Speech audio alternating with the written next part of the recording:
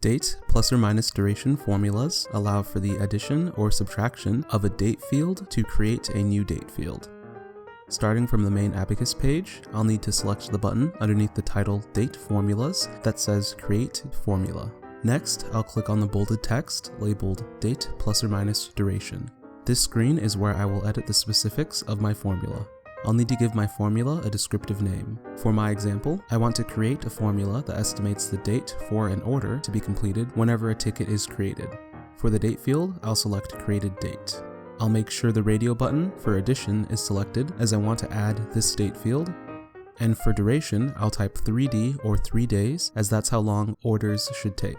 For the results field, I'll choose Order Time as this is where I want the estimated completion date to appear.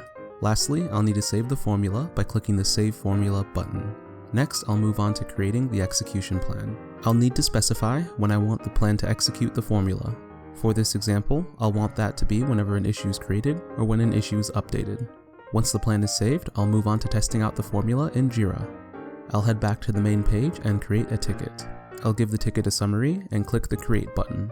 Once I view the ticket, I can see that Abacus has populated the order time with the phrase in 2 days, which translates to the 3-day order time estimate I created during the formula creation.